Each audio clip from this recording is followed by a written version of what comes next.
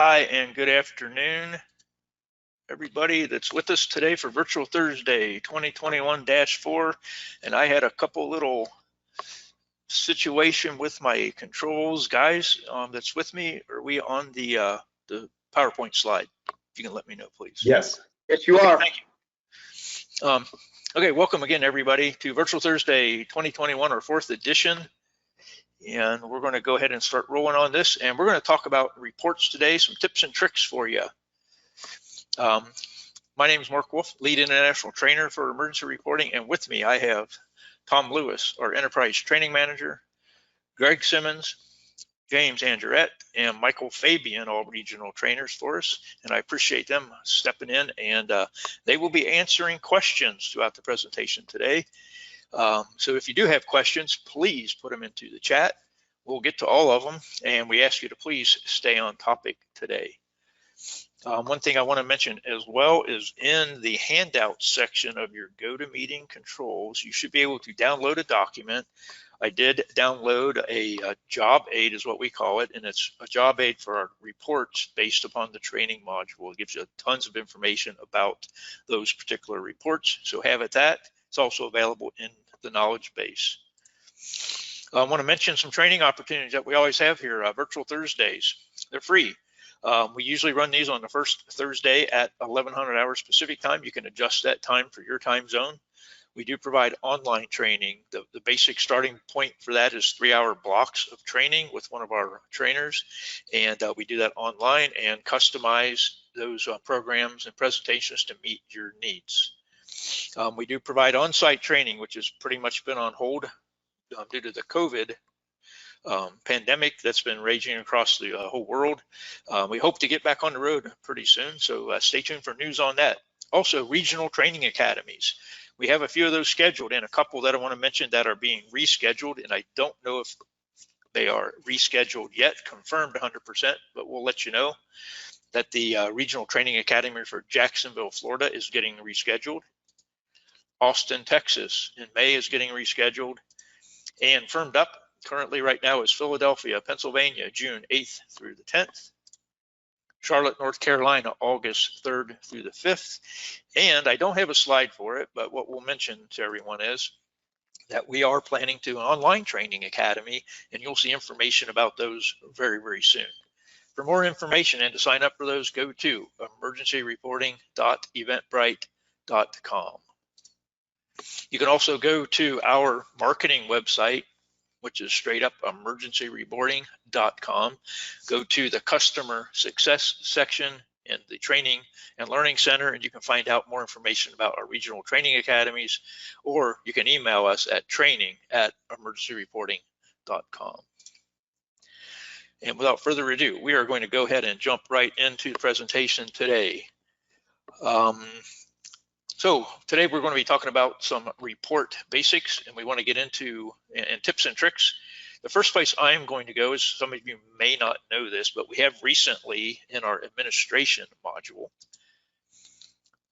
set up some new and increased roles and permissions for reports. So I am going to the admin module, as you can see, and we're going to go to security roles and permissions. And within a role and permission, and we have a few in here, I'm just going to pick one of them and we'll take a look at it. And the permissions that I'm specifically going to mention to you now is that we have a whole section now for the reports module. The availability to access reports in the past was based upon your access into a module. Now, not only can you grant access to the reports through the reports module, but in the event you need to restrict them, as you can see I'm doing now, for this role, if I would save this, I am removing the access for this particular role and any person that's assigned to it from those particular reports. Gives you a little bit added security within your department. So again, that's in roles and permissions.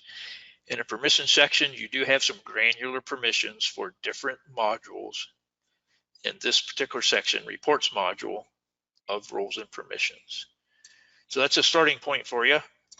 That may be, we hope, the first tip and trick that you have for the day. We're going to go ahead now and just transition directly to the reports module.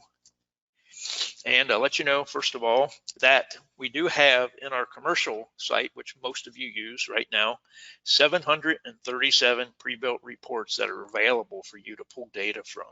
And we'll get into how do you find them all a little bit. That's the main thrust of today's presentation.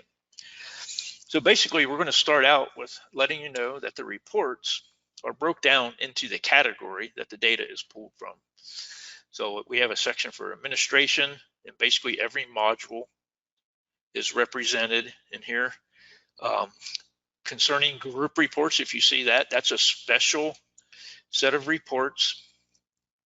And you have to be part of a group to get to these. And you'll know that if you're part of a group. In some cases, we have a statewide group. In other cases, we may have a county group that has been set up, and then you can pull data from some of these reports in the group list. I wanted to just point that out for you. We get a lot of questions about that.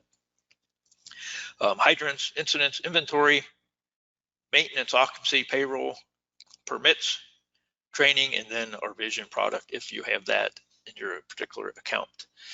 Now to get to the reports, you can do it a couple ways. The first way we want to show you is, let's go down to incidents. So let's say we need some data based upon our incident responses. We're going to show you how we would do this and build a pathway that we're going to display at the top of this page. So we go to incidents. And let's say that my inquiry is involving our personnel on the department. So now remember we went to incidents, now we're going to personnel. So at the top of the page, you can see that we went to incidents and we are now in the personnel section. And let's say that we need to know what is their percentage of responses, which is something a lot of folks need to know for. So we go down to the tree and we increase and lengthen out that pathway. And we're going to just pick the 1620 report, response percentage per station, per personnel, for incident types, for personnel. Now we're going to talk about this a little bit later, but the title of the report can give you some pretty good clues into what is included in that particular report. Also, got my mouse pointer right below the number of that report. All of our reports have a document ID. That's the report number. And this particular report is 1620. Now in the grid overall, when you see the list of reports like this, you're going to see a higher number at the top of the page. And what we've done is sorted this based upon not the title, but the document ID number, the report number. The bigger the number is, the newer the report. So the more benefit it may have for you. So that's why we decided to sort them in that fashion in these particular lists that we're looking for here. So again, we're just selecting it, going down through the tree, creating our pathway. Reports, incidents, personnel, response percentage. We find a particular report we want to take a look at. Now we have to do is give it a good old mouse click and we will jump right into that particular report. And if your report has parameters that you can select, they will be listed over here on the left side. You can put in a date, manually type it in. There's some quick pick buttons for you. You can select a particular month. You can also change the year for that. A quarter. Now this goes off of the calendar year quarters. So if your department or organization runs off of a fiscal year that doesn't necessarily line up with quarter one starting January 1 and ending on December 31st, you may need to go in and manually enter those dates in that date picker. And then you can just pick for a whole year at a time. And once you make that selection, we're going to leave this selected at all personnel. And I'm going to talk about this pick multiple option in a little while. And my incident types, also, we're going to leave some discussion for this pick multiple later on. Basically, right now, we can straight up look at all incident types, or we can filter by a specific incident type. And we're going to go ahead and select the Create Report button, and we are going to jump right into this particular report. And as you can see it right there, and we've got some percentages out here for response from different stations in this particular report. That kind of lends a discussion right now about a few keywords, and we can see two of them in the title of this report. There's 3 keywords within ER that you want to look for in the titles. The first one I highlighted blue there for you is the word per. The second keyword that we can see right now is for. Now, typically, when you see the word per, which you may also see the word by, both of those, by and per, per, imply some type of grouping. So these group them by station, and you can see that down here at the actual report I rendered out. It's broke down by station there. The word for indicates that we have a parameter for that. Now, it's not an absolute, and you can see that in this case, we have a parameter for incident types and also for personnel, but we do have a date parameter on this report too. So technically in that title, it should also say for date. However, some of the reports have so many parameters, the report title would wrap 3 or 4 lines because we would have that many parameters in it for you.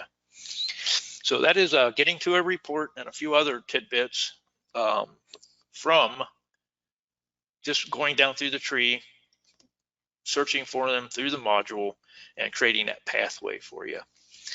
What I'm going to do now is we're going to jump back into the percentage response. I want to show you one other feature we have on these pages. If you may notice, when I highlight this particular report, the 1647 report, if I come all the way over here to the right, there's a little heart right there, and that little heart is not filled in. Now, one thing we're going to point out to you is that everybody has a favorites list at the top of the page here.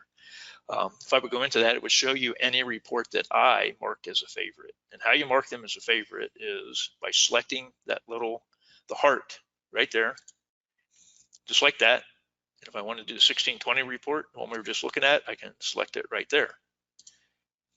The other place that I can select a report for a favorite is if I'm looking at some parameters, you'll see a link right below the parameters that simply states add to favorites. And when I select that, it'll add that particular report, 1620, to my favorites. And if we look here now, you'll see 1647 and 1620 are in my favorites list. Now, to clean up your favorites list, if you'd like to, go to it and you can select on that little heart again, and that will take it off of your favorites list. And we're going to jump back to the all reports page. This is where you're going to land when you first come into the reports module. And we just talked about the favorites list. I just showed you how to create your own favorites. Now, if I make a list of favorites, it's mine, it's not yours. So if somebody else needs to add that to their favorites list, they will have to do that on their own. It's an individual process for creating your own favorites list. And we're going to jump over here to the popular section. We do keep track of which reports are run the most. And when we select popular, you'll see the list, and there's 20 reports in this list, and you can see that I've favorited some of these. On this particular list are the 20 most popular reports that are run. Now, this list can change a little bit. I'll give you a good example of that is this report right here, the 1819 report, the AFG report that's brand new. And you can see that it made our most popular list already. And that's because our customers are pulling that report, I've been told, an average of 200 times a day. So we know that report was been well received, and it's pulling some good data for you folks when you're making your application for the Assistance to Firefighters grant. That was a high priority project, and we got that done just in time for that grant application period. This report list of the popular reports can change occasionally. They'll go in and run numbers on it and put the most popular reports in that list of 20 for you. Okay, let's jump back to the all reports, and we're going to go down and take a look at, if I can find them quickly, I hope. And we're going to go into incidents again and fire. And we're just going to come into structure fires. Looking for a few keywords in here like we talked about before. So I find one here, the 1607 report, fire containment by incident type. So again, that is a indication that we're going to group these reports by incident type. Down here at the 871 report, you can see we have several parameters here. 4 response time, 4 flame spread, For date range, that's again not an absolute that you're going to see every parameter listed here, but when we do select it, in this particular case, we have the date range, our fire spread, and our compliance time. So by per 4, remember those. And look at those titles. They're going to give you some really, really good clues of what that particular report contains. And it's a good idea just to take a look at it to see if the report information is going to be presented in a format that you like. And an example of that I'm going to give you is we're going to jump into the 553 report, which is on the list of 20 most popular reports, by the way. And if we go in and run this report for all of 2020, you're going to see that this report breaks the information down and presents it. Pull that down where you can see a little better. We have a pie chart graph at the top of the page, and then we give you the numbers and the breakdown, realizing, I hope you folks realize this is a training and testing account that we put data into and scrub it out on a continuous basis. So that's why there's very few calls listed here. However, if this is what we need, we've got the picture that paints 1,000 words. And then in addition to that, this particular report does present information on that second page, broke down into specific incident types. On the front page, it's by the major groupings of the series, such as fire calls, EMS calls, false alarms, and so forth. So again, take a look at the report and see if the information is presented in a manner that you like and you need to display it at. Let's go back out to the main all reports page, and now we're going to talk about a few things, such as what you can do in this particular field right here. So this is a search field, and we can actually put keywords in here. Now I've got a list of some keywords that we're going to try to look up. One of them we get at this time of year anyway, a lot of questions on is, hey, do you guys have reports for filling out the NFPA annual survey? And our answer is, why, yes, we do. So if we put in a keyword to do a keyword search, such as NFPA, and press enter, if it finds a result out there for you, it matches that text you put in, it's going to display it on this page. So you can see for that phrase or term, NFPA, we found 7 results. And starting with the second one down is the NFPA annual survey. This had to be broken down into multiple reports because of the complexity of that data that the NFPA wants. And we felt it was just better and cleaner for you to run the various reports and take that data and put it right into your NFPA annual survey for you. Now, when you're looking at a reports, after you do a keyword search like that, you're going to see a little bit of information here we'll talk about as well. You're going to see the title of the report with the doc ID number. The top one here is 1722 report, which is the NFPA 1710 report. This text in the italics right below that is the information that's presented in the footer of the report. You always want to take a look at the footer to make sure what some of the conditions for that particular report might be. And here's one of the key ones. I'm going to just highlight it blue for you real quick here. Is this report only includes reviewed incidents. So if you have incidents out there in your grid that are in incomplete or complete status, this report will not pull that data. So you want to take a look at the information in that footer to make sure that that reports what you need, and your incidents in this case, or your training records or your inspection records are all reviewed or authorized, because that's the only way that some of the reports will pull that data. So that's an example of a keyword search. And the information on this particular page and the last part of this will be that you'll also see the parameters listed here. In this particular case, we've got a date selector, apparatus selector, response modes, zones, and incident type. So all good information for you when you do a keyword search.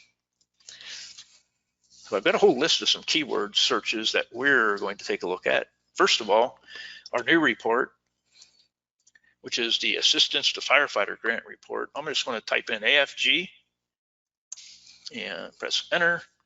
And this will go directly to that report because it only found 1 result.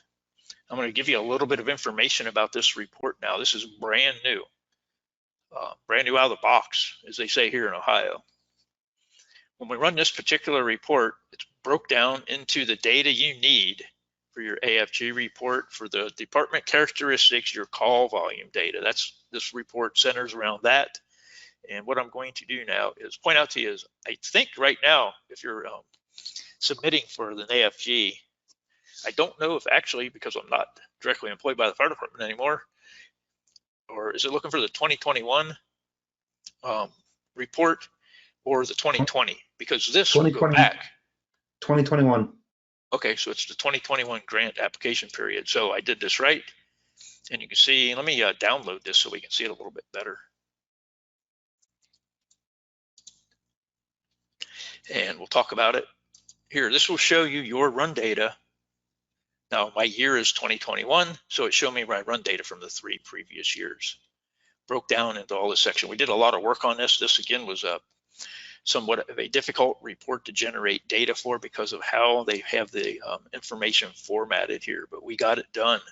And here's that particular report. A few mouse clicks and boom, you've got that data that you can take from this page and put that data right into your grant application. Now, one thing I do want to talk about here are a few improvements that we're doing to this currently. They should be done fairly soon. And some of these, I believe, are getting deployed today in our deploy that's happening probably within the next couple hours. Anyway. Yep, you're right, Mark. Okay, thanks, Tom. We got quickly heard from some of you folks out there that in the online, when you're putting your data in, we got the columns backwards. It starts with the most recent year, then it goes back in time in a reverse order than we displayed it. That's getting fixed.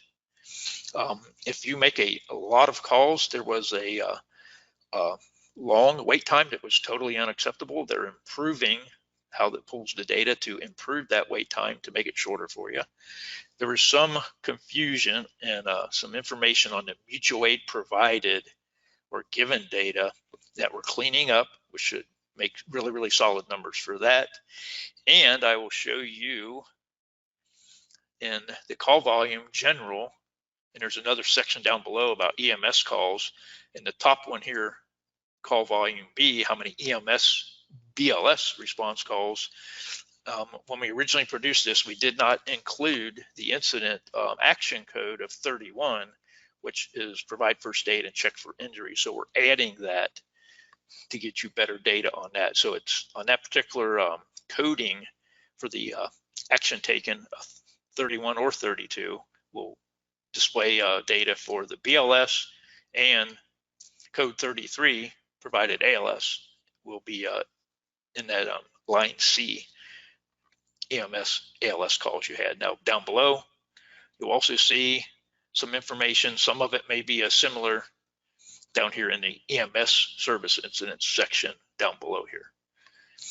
Now another big improvement, it's not going to help you right now, but if your department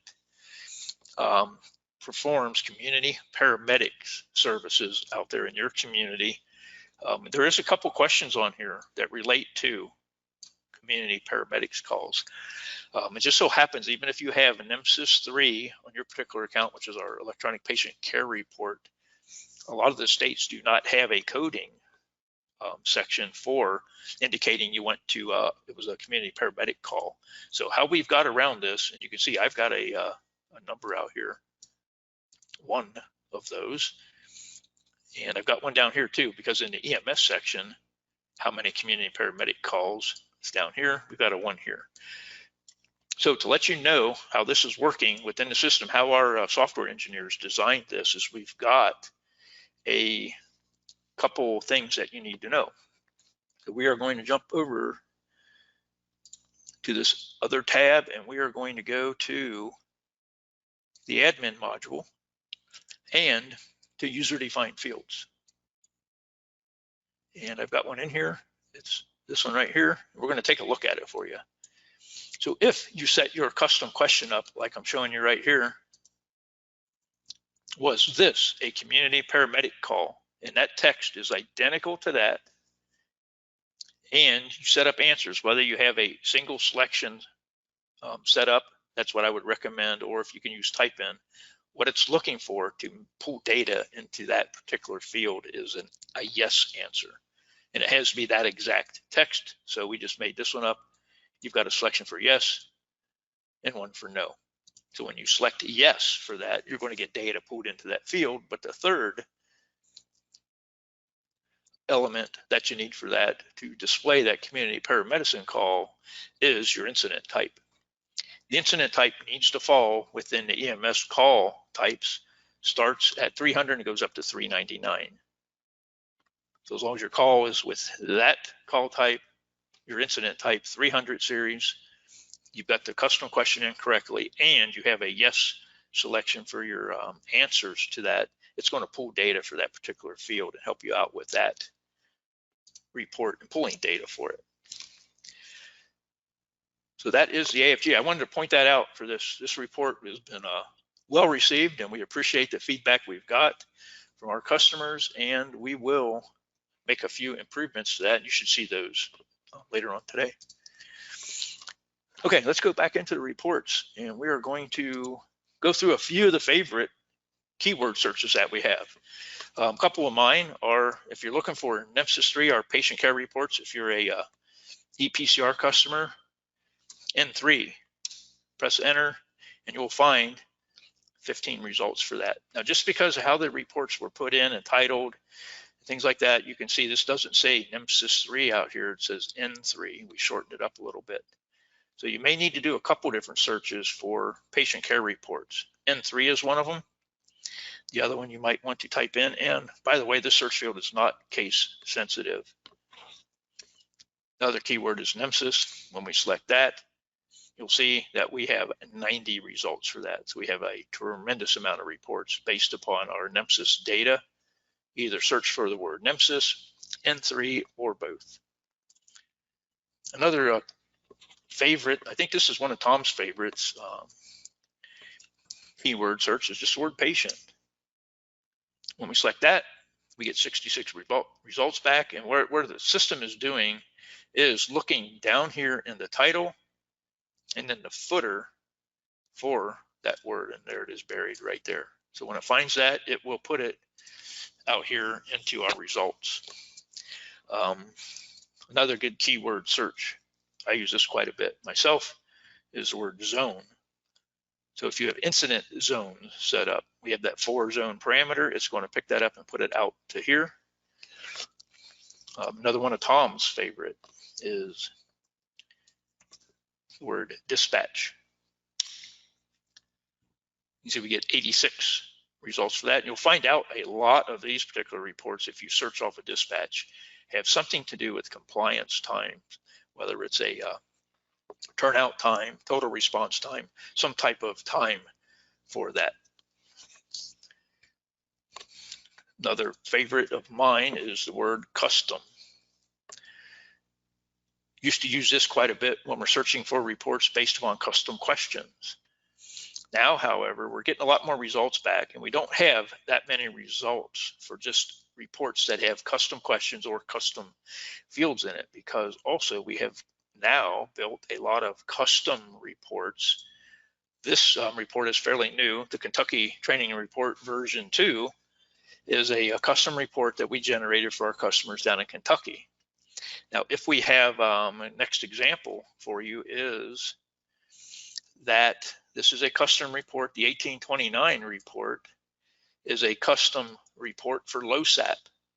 We have a number of reports for LOSAP, so if your department uses the LOSAP system and you're looking for reports, most of the LOSAP reports were created as a custom report for a particular fire department or fire company. In this case, it's East Windsor Fire Company number 2. There are, however, still a couple LOSAP reports that are generic that you can search for. So that lends us to another keyword, basically, is the word LOSAP. Let's see, we're looking at this one. This is incident statistics, alarm to arrival, and this has, I believe, custom question in it. Nope, this is again another custom report. And we'll find one down here. There are some of these that revolve around custom questions. Mark, I know that 1643 deals with custom fields, like user-defined fields that people put in. Thank you, Michael. It has response times as well, but it does include those. Okay, so here we go. Thank you for that. Kept me from having to search down here because we have so many custom reports now. This list got a little crowded. So the 1643 is a custom fields, pulls data from the custom questions that you put in. So that's an example of that keyword. Let's jump back up and put a couple more in. Another one is if you run an EMS or you're interested in casualty reports, I believe this one will bring back in also fire service casualty report data in it. And let's just go down. This is one of my favorites, the word compliance. I think if all of us trainers talk together, most of us would have this as a keyword that we remember for doing report searches. And the compliance, when we're using this keyword, most of the time it returns a result having something to do with compliance time. So if we have a compliance time criteria, first unit on scene by 5 minutes 30 seconds, all units by 11 minutes, whatever your department may use, you can find those reports with the keyword search of compliance. Find one you like, save it to your favorites. Here's another one of Tom's favorite keywords is delay. And this just goes right to the report, shows us incident delays. And this has to be tied to a PCR because that's where you would indicate those delays if you have our Nemesis 3 product. A keyword search that I like that returns a lot of results is the word average. We're always looking for reports for average response times, average personnel on a call, things like that. So if we use the word average, right now it's returning 61 results. Quite a bit of data to go through to find the one you want. However, it's a great keyword search word. And last but not least, this is one of my favorites, is the in and out reports. There's a handful of them here, 3 in fact. And what these are useful for, if you're a multi-station department and you want to find out how many times your apparatus are responding to calls within their station's district and outside of their station's district, these are the reports just for you. They're called in and out reports, and you can see we find that phrase in the title in all 3 of these. And you may have some others that you would consider your favorites as well. Alrighty, so let's go back out to the main page. And one thing that you can do, I'll show you right now, is in the search field at the top, you can type in the report ID and go to the reports that way as well. So if you know them by the number, which most of us trainers do, and here's one of the favorite numbers that we put in is the 779 report. The 779 report is a pretty important report for everyone. This is our master list of reports. So every report that we have available, all 737 of them are listed on this report. And we've done a recent change to this. And I want to talk about that here in just a moment. Now, this report used to be right about, I think, 16 or 17 pages. As you can see right now, if you can read that, it is now 41 pages. And I'll show you the reason for that. Now, this report, first of all, it went from being a portrait format to landscape, which we get fewer reports per page. This report contains the doc ID, our report number, the title of it, the pathway that you can find it on, and now this is the new addition, is that we display all the information that is in the footer in this particular report. That's the big reason that this report became kind of long in number of pages. Some of the footers are quite long, like you see for the 1662 report right through here. And you type in, if you go to the main reports page and just type in one of these numbers, you'll get to that specific report, or you can search by a keyword or go down through the pathway that it's displaying in that column there in the middle. So this should be on everybody that's an admin level that's pulling data from the system's list of favorites, or just remember that number, 779, master list of reports. And again, we just recently improved this report and added some information for you. And that comes from a customer request, folks like you asking us to make improvements to the system. And here we've got that delivered for you. Another place I'm going to show you that you can find special reports that we have. And what we're going to do is jump into the administration module and reports available there. And if you look down this particular page, we've got some reports on account information, agency stats, apparatus, incidents, library, patients, personnel. And here's one I'm going to all the way at the bottom of the list, reports module info. When I select that, what this particular section displays for us are different reports for personnel, a list of reports for incident type, reports for rank, reports for shift, reports for zone. So if we have a zone parameter, most generally speaking, they're going to be on that particular report, list of reports for station, and then our master list of reports at the bottom of the list. Give you an example of this is the list of reports for zone. And when we take that, we'll just download it so we can all see that a little bit better. And we can build zones within the ER in 3 different places. We can build zones in the hydrants module, the incidents module, and the occupancy module. So this particular report will give us a list of those reports that have that 4 zone parameter. Here we have one for hydrants. We have a number of them for incidents. And Tom is on the same page as I am. I know our other trainers are as well, is that if you are using a zone, incident zones that you set up in the admin module, you have all of these reports available to you. So set up your geographical zones within your jurisdiction, and then you can really do some really detailed searching on reports that have that zone parameter. Most of them have the 4 zone parameter. Some of them do give you that keyword of per zone like that, but it gives you all that information. And then the third section down here, occupancy. Our occupancy zones will display here, and reports that we can have that filter or groupings. And we also have a couple here for pull from payroll. It's actually an incident report, pull data from incidents, but it's tied to payroll. And we have a few for the vision product too. So those are some of them specialty reports for you. So let's go do a couple things I want to show you that I mentioned earlier, just give you a little bit of information on a couple things. We're going to talk about the difference between a single picker and a multi-picker in our parameters. Some of the older reports specifically will have a what we call a single picker on them and a parameter. So I'm going to go to the 1179 report, assigned occupancy list for inspector. So we've got the for inspector text in the title, and here's that parameter. Right here is our inspectors. And this is an example of a single pick. We can choose select all assigned inspectors or an individual inspector. That's a single picker on the list.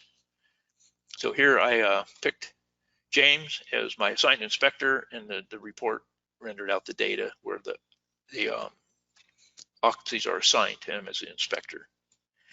That is a single picker. Now our powerful tool in this is our multi-picker. And to show you how that works, we're going to go to the 1641 report, and this is a compliance report. It's one of my favorite response compliance reports. In this particular report, you see we have numerous parameters over here. For example, zones. We're going to take a look at this, and I've got that multi-pick option, which gives us the ability, if I select that, we can increase from the single picker up to a multi-picker. Now in this particular account, I've got it broken down into 4 zones. So if I select a couple of these, let's see, I want to look at calls only in my east zone and my north zone. So I pick them from the available list. This may be personnel, it may be apparatus, it may be stations, it may be occupancies or whatever. We select them over here, and we have a bulk operation that you can do here. You can filter them and select add all, throw them into the right hand panel here, and then we'll title this East and North zones and save that. So when I run this particular report now with that parameter, let me put some other data in here. I'm going to use last year. My compliance time first in is by 5 minutes 30 seconds. Everyone else would need to be in by 11 minutes. All incident types, all stations, and we'll create that report. And you'll see this report only includes incidents in the east and north zones. And we'll see that one of the other factors I want to show you is at the top of the report. All the parameters that we have are listed.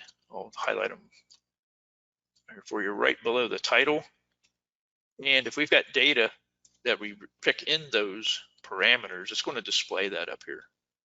So in this case, we're looking for east zone and north zone only. It's excluding those other zones when we render the data for that particular report. So in this particular case, we're seeing just 1, 2, 3, 4, 5, 6, total of 7 calls. One of the nice things I like about a lot of the compliance time reports is if you're within the compliance time, the font is green. If we're outside of that compliance time, the font is red. So it just grabs your eye when you're looking down the page. So remember, we had only 7 calls when we're filtering it with that multi-picker. If we come in to the actual report here, we're going to pick all zones now and create that report. We'll see a significant difference in the number of incidents that it pulled. Remembering that this particular account has very little data in it for 2020. We're down here at the bottom of it. We went from 7 total calls to 12 using that filter. Your data will be much different than this, and I'm sure this report could be multiple pages long. Now, so we have that multi-picker east and north zones that I created. If you need to edit that at any time, here's the trick about doing that. You have to use the pick multiple selection. And then if you have a multi-pick list that you created, it'll be listed here. You can select it here, and then you can update it and save it. And I could have updated that title as well. So once again, to show you how to edit a multi-pick list, you select pick multiple, pick the multi-pick list you have, and then edit it and save by selecting OK. To remove one, we would select pick multiple, put in the correct multi-pick list we want to remove, select the little trash can over here and select OK, and that multi-pick list will be removed from the list that we had here. That's a little bit about the multi-pick list. Any list that you create and save, they're yours, they're nobody else's. So if somebody else is creating a multi-pick list to render the same exact data you're doing, they may have to talk to you and get the information from you. They may miss a particular field that they need to put in a multi-pick list to render the data off of. If they miss that, their data will be different than yours. These are individually owned by the person that created them. And that is the multi-pick versus a single pick demo that we have for you. One more thing to look at real quick, and we'll get to rounding up the questions from our guys that are back there in the background answering them for you. One more thing we're going to talk about is the report itself when we develop it in the system is a PDF document. Let's get that a little bit bigger so we can see it. Now with this PDF document, you have some options at the top of the page. You can print it. You can print it to paper. And one thing I like to point out at all times is you should have this destination selection here. And one thing you can do with that is select to save it as a PDF. So you're going to save it electronically as a PDF document or print it out on paper. You can also download the report by selecting the down arrow. And we're going to download, as you've been seeing me do throughout the presentation. Pops up right here, and I can open it up or save it, move it out to wherever I need to. Got a few more options out here. We can look at the 2-page view and look at annotations or not. Turn both of those off. And some more options. We can fit to a page. We can use our zoom. And we can also change the orientation if we would like to. Got some more options available on the PDF version over here to the far left at the menu. And I can see a split screen it basically, see my pages, and then the full document is viewable over here. We'll select that. And the last two, and the ones I like the most, is you can take your PDF document right here and download it to an Excel spreadsheet by selecting this Excel download link. That's present at the upper right corner of every report. When we select that, it's going to download that as an Excel spreadsheet. And here is this data. I have to grab it off of my other screen. Just one moment. And we'll select enable entering or editing. So that's that same exact data that we present out on an Excel spreadsheet. One of the useful things about this format, and I'm just going to come in here and take this particular report, and let's say this call processing time column, that data I don't need for this for the purposes I'm using it. Well, using all the features within Excel, I can just come in here and use a delete, and I just chop that particular column out. Let's say I don't need these passenger vehicle fire calls. I can just come out here by column or row and delete that particular data and use this report for whatever I need. You can do this in any report that we have out there that's available to you. And that's from the Excel download. Now, my favorite is actually doing a text download, which is right below the Excel download link. We'll jump on that text download, and this will just put the actual raw data out to a spreadsheet for us. And it looks like this most of the time. What you'll have to do is delete these top 3 rows like that. And you can take this particular data and perform different sorts on it if you need to. In this particular case, let's say I want to sort this by apparatus. So if I go out and grab all my data like this, then I can do a data sort. And my apparatus column is titled ID of apparatus.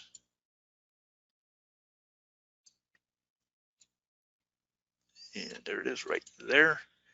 And boom, I just did a sort based upon that particular column, and it kept all my other data squared away as well. So that's some of the things you can do. If you know how to do pivot tables, applying formulas into a spreadsheet, that's all the fun stuff you can do. Makes it a little bit easier when you do it from a text download. And I'm going to do a final check of my notes to make sure I covered everything that I had on them.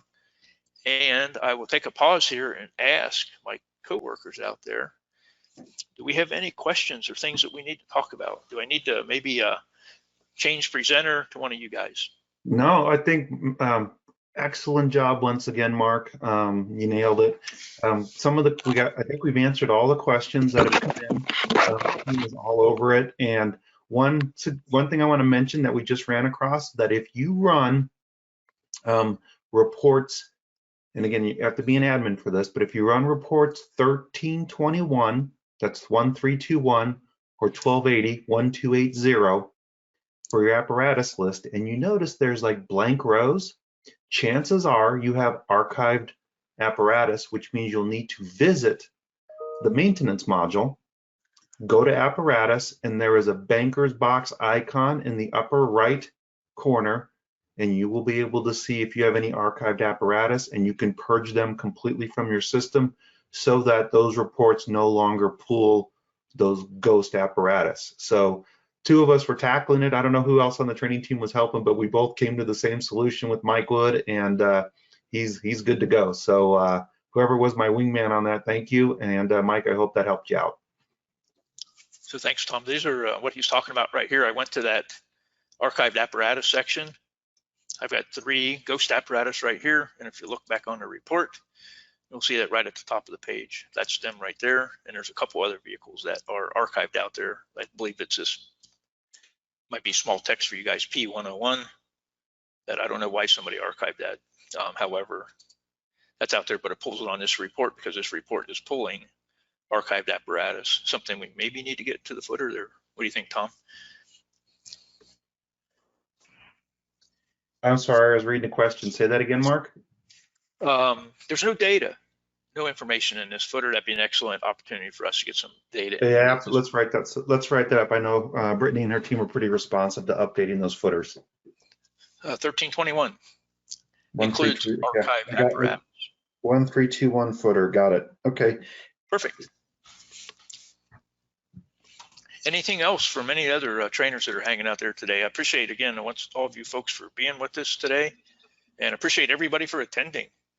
We'll do one final call for some questions we might need to visit with everybody. Hey, Mark, one quick comment, if you don't mind. When you were showing the functions there within Google Chrome, as far as the PDF and stuff like that, just please note that different browsers render that a little bit differently. So like I was just in Edge, and the view is a little bit different. The options are a little bit different. So those are browser related also. Good point, Greg. I'm going to just mention that too, since you brought that up. I use Firefox quite a bit in addition to Chrome, and all my reports, when I ran the report, would open in a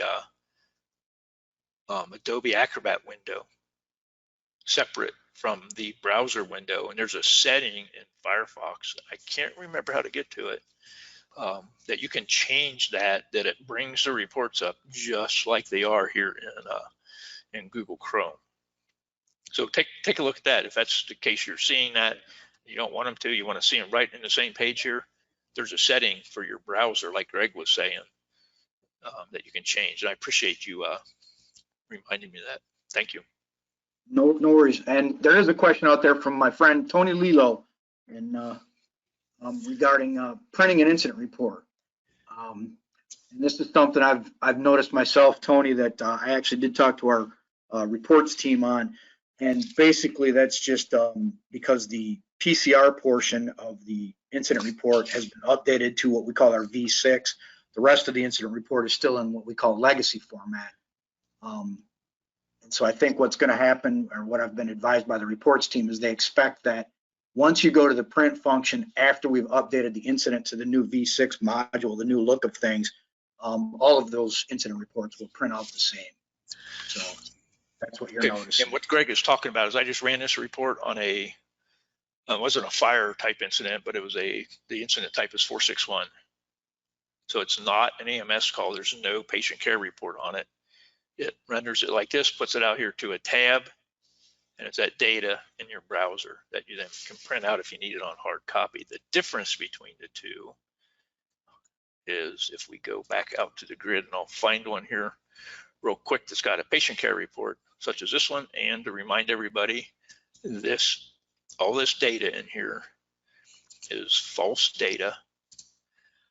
We're going to, you can see here, we're printing out some PCRs, and when we do that function, if a PCR is involved with it, it renders it like this. And that's the difference that Greg was just talking about. We've had a couple conversations about that. Appreciate you bringing that up. Hey, Mark, one last quick question as we close out today from Jason, and it's sort of indirectly regarding reports, but it's more about extraction of data via heat mapping. So using the mapping feature for incidents and zones. If you want to tackle that, you can. Otherwise, I can address it. But there is no advanced search for. There is an advanced search filter called Zone, Jason, on the tab there. If you go to Advanced Search and Incidents, and you'll be able to filter by zones or by a zone for the heat map view on your incidents module. So give that a shot and see if that's successful. Mark, do you want to add anything on that? No, the thing that we would like to see on this is a multi-picker as well, but Yes. let's just pick this one zone. And since we've got that, we're going to search.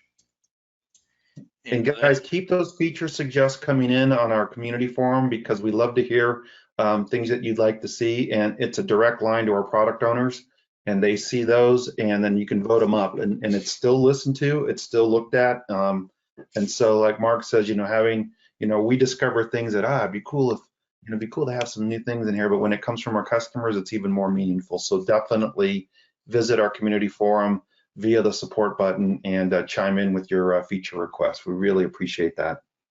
And this is an example of that filtering just by that one zone.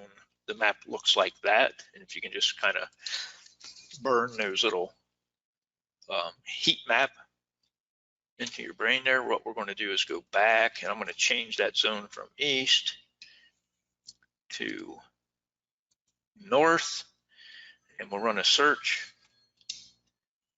And we came up with a different result, 68 instead of 115. And when we go to the map view, we're going to see most of them up here like that. So we can't do that. This is really valuable information.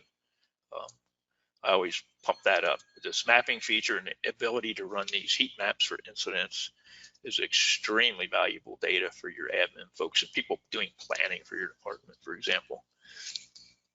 Okay, anything else, guys, to wrap it all up? No, good job. I think we covered all the questions. Thanks for all the great questions to the participants. And then to you, Mark, for another excellent virtual Thursday, and to the training team for fielding, answers to the questions behind the scenes. And I know emails were going back and forth, so you guys were all over it. So nice job. Yes, once again, thanks everybody for attending, and for our team, the training team and emergency reporting, thanks for attending. And I appreciate all of my co-workers for helping us out today. And we're going to put this one in for the record books for Virtual Thursday 2021 version 4. And we'll see you guys all next month. Thanks a bunch. Have a safe day.